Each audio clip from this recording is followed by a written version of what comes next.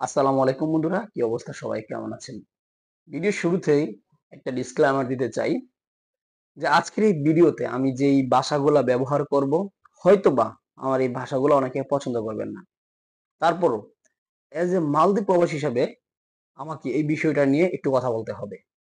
যদি এখন কথা না বলি তাহলে দেখবেন যে পরবর্তীতে অনেক মানুষ অনেকভাবে হেনস্থার শিকার হবে। তার একটা দায়ভার আছে। সেই দায়ভারটা গিয়ে পড়বে সমস্ত মালদ্বীপ প্রবাসীদের উপর।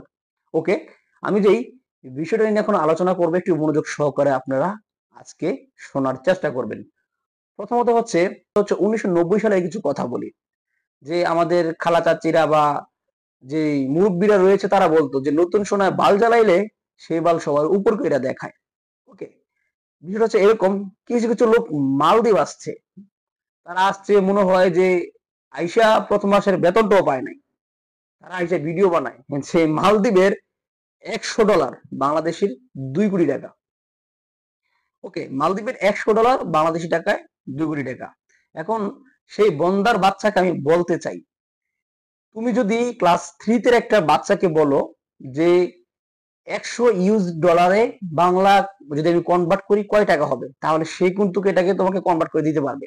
এজ এ সিম্পল কাজ, এটা কিন্তু বেশি কষ্টের কোনো কাজ না, এটা সবাই জানে।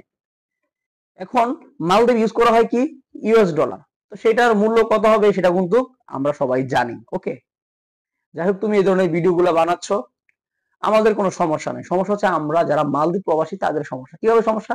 এই যে তুমি যে ভুল তথ্যগুলো দিচ্ছ, এই ভুল তথ্যগুলোর কারণে কিন্তু অনেক অনেক ক্ষতি হতে পারে। কিভাবে ক্ষতি হতে পারে?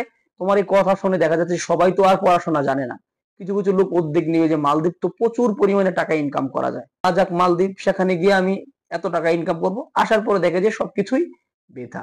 এখন কিছু কিছু দেখতেছি যে ছোট ছোট পোলাপাইন যেগুলো আসছে, এগুলো ভালো কইরা, ঠিক আছে, বয়স 18 হয়েছে কিনা জানি না, যাই হোক বয়স বাড়ায় আসছে, জ্ঞান বুদ্ধির অভাব আছে কিছুটা, তারা আইসা কিছু ড্রিঙ্কস নিয়ে হাতে নিয়ে তারা বলে যে এটার দাম মালদ্বীপি টাকায় বাংলাদেশি মানে 2,000 টাকা, এটার দাম মালদ্বীপি টাকায় বাংলাদেশি 5,000 টাকা। ভাই কি রে, তোরা এগুলো কোন ধরনের ভিডিও করস? যদি মানুষকে এন্টারটেইন করতে চাস তাহলে অনেক মাধ্যম রয়েছে। মালদ্বীপে এত সুন্দর সুন্দর পয়েন্ট রয়েছে, সুন্দর সুন্দর জায়গায় রয়েছে। হ্যাঁ, তোরা তোদের নিজের মতন করে স্ক্রিপ্ট তৈরি করে মানুষকে প্রেজেন্ট কর, মানুষ খুশি হবে, লাইক কমেন্ট করবে, তোদেরকে ভাইরাল করবে। এই ধরনের টপিক নিয়ে তোরা ভাইরাল হতে চাস যেইটাতে 99% মানুষ ক্ষতিগ্রস্ত হতে পারে, ওই কাজটা কেন তোরা করবি? আমরা যে এখানে যে লক্ষ্য নিয়ে আসছি সেই লক্ষ্যটা আমরা পূরণ করব।